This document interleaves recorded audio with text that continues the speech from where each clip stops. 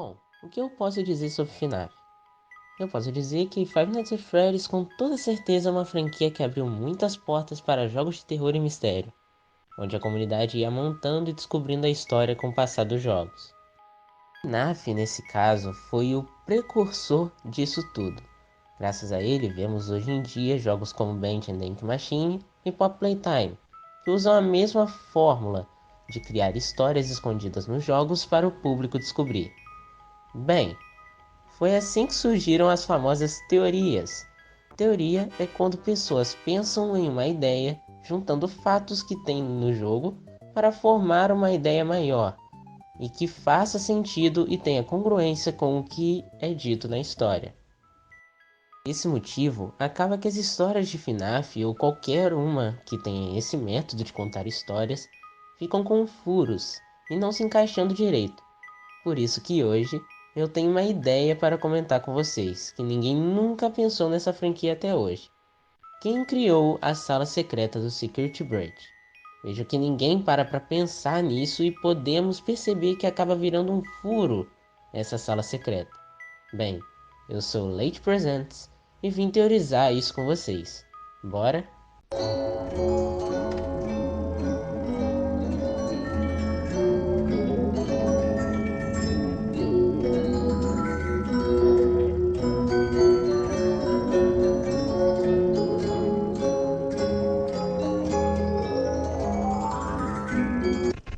Primeiramente, tem que especificar algumas coisas. FNAF é uma franquia muito grande e longa nas suas histórias. E se eu contasse a história inteira antes de chegar na teoria, seria algo muito difícil e o vídeo seria muito longo.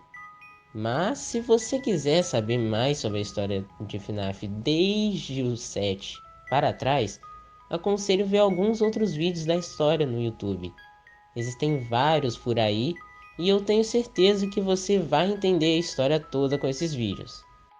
Bom, mas nesse momento, para acompanharmos melhor, preciso contar a história bem resumida do FNAF 8 ao 9, que no caso é o FNAF Help Wanted e o Security Breach. Existe nesse meio o FNAF AR também, que é o jogo de celular da franquia, mas ele não contém tantas informações importantes para alavancar a minha teoria. Então vou falar apenas do FNAF Help Wanted e o Secret Breach. Como falei, se quiser saber mais da história em si, completa, existem muitos vídeos no YouTube que você pode procurar e vai contar a história certinha para vocês. Mas quem sabe se esse vídeo tiver muitos likes eu traga a história completa, detalhada ou um resumão dela. Bem, já falei demais aqui e vamos começar de verdade. Bom, resumindo o FNAF 8, vulgo Help Wanted, temos que saber que a partir desse momento os jogos de FNAF fazem parte da lore de FNAF, ou seja, são jogos dentro de jogos. Todos os jogos FNAF, desde o 1 até o 7, se tornaram jogos dentro da trama também, onde um tal desenvolvedor indie teria feito jogos de sacanagem e que todos os acontecimentos mostrados neles não são reais. Isso só foi o que a Fazbear Entertainment disse para as pessoas que acreditavam nesses jogos, e adivinha? Era mentira deles. Tudo mostrado nos jogos é real. Isso é apenas uma desculpa esfarrapada para que acabasse com essas supostas lendas urbanas das pizzarias passadas. No caso, nesse exato momento, Help Wanted se passa mais ou menos nos anos de 2030 por aí. Porém, como eu disse, isso é uma desculpa da empresa para acabar com as lendas urbanas e recomeçar lançando um jogo desmentindo essas coisas, que no caso é o Help Wanted. Só que na verdade, o tal desenvolvedor indie era um dos trabalhadores da Fazbear Entertainment.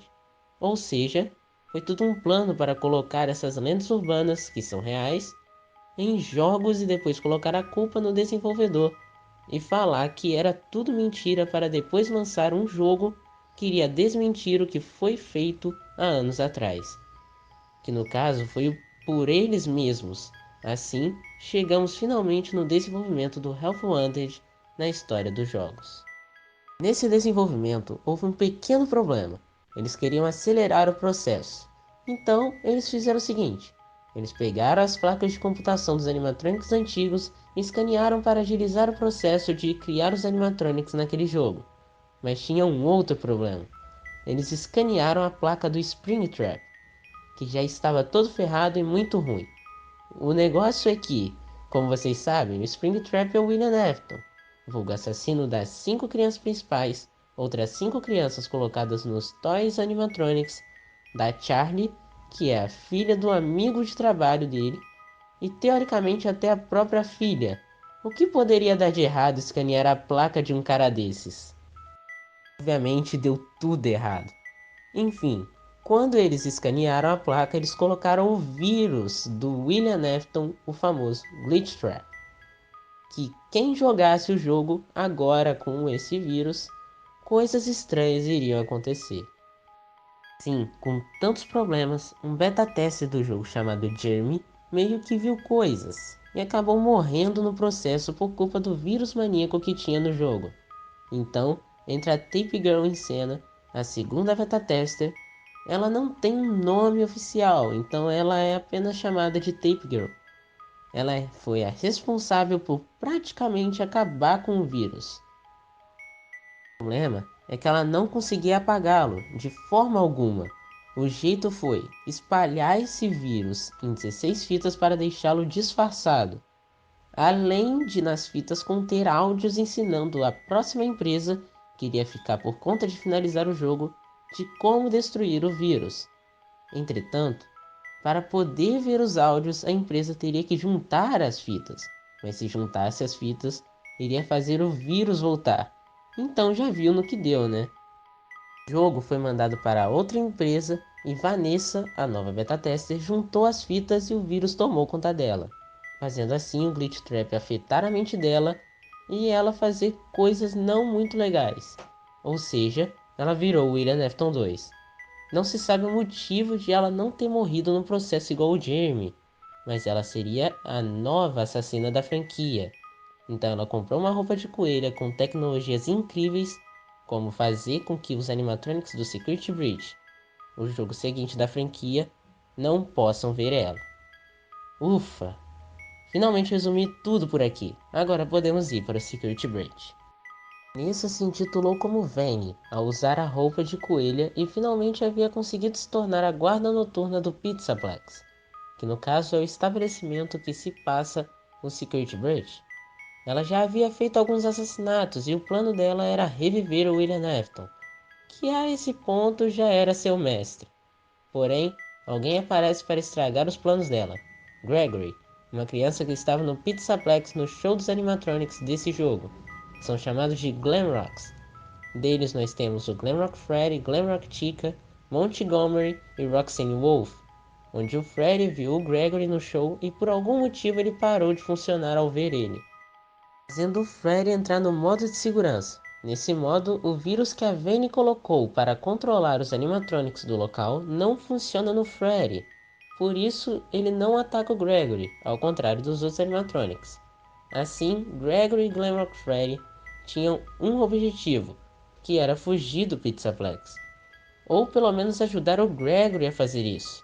E assim, no final verdadeiro, eles descem em um lugar embaixo do Pizzaplex e descobrem que o shopping inteiro foi construído em cima da pizzaria do FNAF 6. E lá, dentro tinha o Bunny Trap, a reconstrução do William Afton que a Vane estava fazendo, junto com um bicho chamado Blob, que é a junção de todos os animatronics e seus remanescentes, que seriam as almas das crianças, em um só animatronic. Muito bizarro. Enfim, Gregory e Glamrock Freddy acabaram com o Pizzaplex, fazendo ele entrar em ruínas. Supostamente acabaram com Bunny Trap e o Blob, e não sabemos o que houve com a Vane, nem com Gregory, pois não se sabe se eles fugiram da ruína, ficaram presos lá ou morreram. Por isso, só vamos descobrir na DLC do Security Breach. Ufa, finalmente acabamos de resumir tudo. Sim, isso foi só um resumo e nem é da história completa. Enfim, eu espero que tenham entendido tudo o que eu contei até aqui. E agora vamos finalmente para a resposta da pergunta do início do vídeo. quem criou a sala secreta do Secret Branch. Bom, a sala secreta você basicamente vai para um canto do jogo e usa uma câmera fotográfica que você pode conseguir no jogo. Usando a câmera nessa parede e nesse lugar do jogo, uma porta aparece e ao entrar você vai parar em um lugar muito parecido com a parte onde o protagonista do FNAF 5, vulgo Sister Location, estava comendo pipoca enquanto assistia um programa de TV. E nesse lugar dá para colocar CDs no tocador de CD. Sim, nesse jogo temos CDs escondidos que só pode ser encontrado colocando os olhos da animatronic Roxane no Freddy. Conseguir ver esses CDs e coletá-los. Esses olhos também são capazes de ver a Vayne, ou seja, se esses olhos veem os CDs e a Vayne, então quem colocou esses olhos na Roxane ou criou essa tecnologia dos olhos dela foi a própria Vayne. Desse jeito podemos concluir que a sala também foi criada pela Vanessa, que é a Vayne. O que mais comprova isso é que os CDs na maioria são áudios de psicólogas conversando com a Vanessa, ou seja, mais provas de que a sala foi criada pela Vanessa. Tem um porém. Como Gregory sabe que essa sala existe? Afinal, só tirar uma foto com a câmera em um lugar específico e pronto, uma porta aparece.